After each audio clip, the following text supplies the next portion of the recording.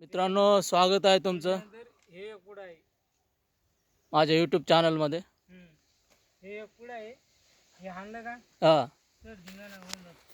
मित्रांनो, बघा आपण वावरात आलो सोंदलगावच्या आपल्या खटके भाऊच्या वावरामध्ये. बघा हे हे आपलं गावाचं हा एकर गहू लावलाय, पेरलाय त्यांनी. हे असं गवत आहे त्याच्यात. हां हां हे औषध हाणलं हां हे गवत जळून जात. असं आहे का? कोणतं औषधाचं नाव काय आहे? ते 240. 240. बरं. तर हे गहू किती पेरून किती दिवस झाले याला? याला महिना झाला समजा. महिना झाला का? आता याला किती पाणी किती दिवस द्यावं लागेल याला? आता याला 2-3 पाणी दिलेले. 3 पाणी दिलेत का एका महिन्यामध्ये? 3 पाणी देऊन 1 डोस टाकलेला आहे. 2 डोस ठरलेले खताचे? खताचे. अजून किती डोस द्यायचे खताचे? अजून 2 द्यायचे. अजून 2.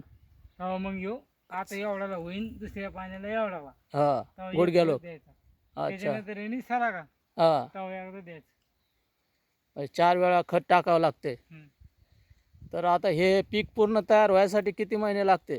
याला तरी लागते 2-3 महिने लागते समजा. 3 महिने लागते. 3 पूर्ण साडेतीन पीक येते 3 महिन्यानंतर. हा असं आपल्या याच्या लोक येते ते असं आपलं धुरळी लोक काही राहत नाही. धुरुडी लोक येतं म्हणजे समजा ते धुरुडी लोक म्हणते पीक येईन याचं पूर्ण. हम्म. आता हे 1 एकर वावर आहे त्यांचं. हम्म. हे पहा हे कसं आलंय गहू. हम्म. मग गहू मस्त आलाय. आता हे आपले सोंदलगावचे खटके भाऊ, त्यांनी 1 एकर गहू पेरलाय. हम्म. तर आता त्याला खत बी टाकले, 2 डोस दिलेत. आता औषध फवारणी करावं लागले. दुसऱ्या ही फवारणी केली समजा. आता हां दुसऱ्या वेळेस पाणी सोडी पुन्हा डबल एक गिरीची बॅग फेकून द्यायची. बरं. आता तुम्हाला पाण्याची काय सोय आहे गावाला? येई रे. येर आहे का? हा बरं. जुनी येई रे. जुनी येर आहे त्यांची, ते येरीचं पाणी देतात गावाला. हम्म. बघा मित्रांनो, गहू कसा आला हिरवागार मस्त दिसतोय. हे पहा तिकडे ज्वारी. तिकडे ज्वारी का? कुठं? पलीकडे याच्या पलीकडे. असं आहे का? ते 1 एकर ज्वारी 1 एकर गहू आहे. असं आहे का? बरं. गहू येईन, ज्वारी पाहायला येईन. बाजरी पण आहे म्हणता ना तुम्ही? बाजरी तिकडे पलीकडे. बरं. ते गहू 1 एकरमध्ये गहू आहे, 1 एकरमध्ये ज्वारी, 1 एकरमध्ये बाजरी आहे. याला 7,000 खर्च आला. आता पण 7,000 खर्च आला त्याला. हम्म. आता 1 एकरमध्ये तुम्हाला किती गहू व्हायचा अंदाज आहे? आम्हाला 20 गोण्या होऊन जाईल. 20 गोण्या म्हणजे हे 20 क्विंटल. हा. आणि हे मग गहू विकता का घरीच वापरायला ठेवता तुम्ही खायला? घरी. बरं. विकत नाही आहे, आपल्या घरी ठेवतात खायला, वर्षभर त्यांना लागतो समजा. बरं. चांगलं. हे बघा, ऊसाची शेती करीत नाही का तुम्ही? शेती आहे आपण नाही करीत. बरोबर. सगळं अन्नधान्याचंच करतात हे, खाण्या आपल्या घरी जेवढं खायला लागते. ऊसाची नाही करत ते शेती. नाही तर इकडे जास्त भाग, ह्या भागामध्ये ऊसाची शेती करत. हां. तर मित्रांनो, बघा कसा गहू आला हा.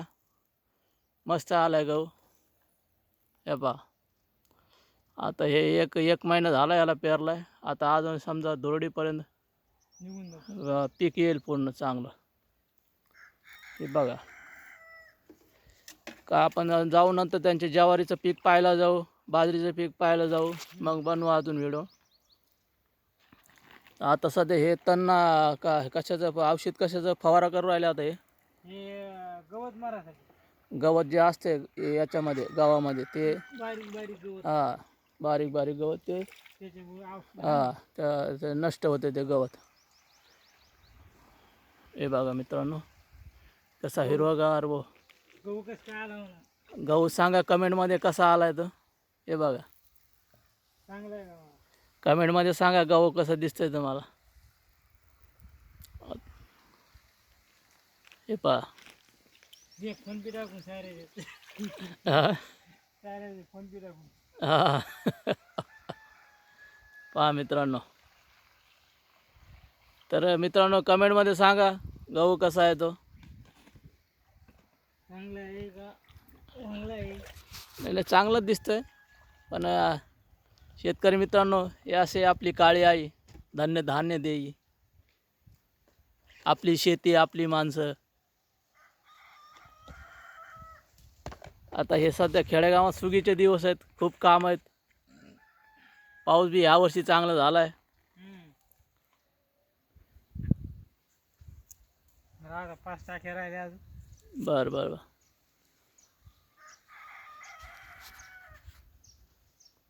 हे आप- सांगितलं का?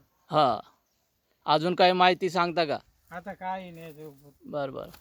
आता हे गहू तुम्ही कोणतं बियाणं वापरलं याला गहू पेरायला? हम्म? का घरच्याच गहू पेरला आहे? हे श्रीराम आहे. श्रीराम 4,000ची बॅग. 4,000ची बॅग आहे ती. 4,100. श्रीराम नावाची बॅग आहे ते बियाणं ते लावलं पेरलं त्यांनी. 4,000. 4,100ची बॅग आहे. किती किलोची राहते ती? 40 किलो. 40 किलो गहू पेरला इथं मित्रांनो 1 एकरमध्ये. आपण उद्या जाऊ त्यांच्या शेतामध्ये ज्वारीचं पीक पाहायसाठी कसं काय, बाजरीचं पीक पण आहे. मग उद्या तो व्हिडिओ बनवू आपण अजून. तर मित्रांनो चॅनलवर नवीन असेल तर सबस्क्राईब करा. चला पाणी प्यायला जाऊ. भेटूया आपण उद्या. बाय.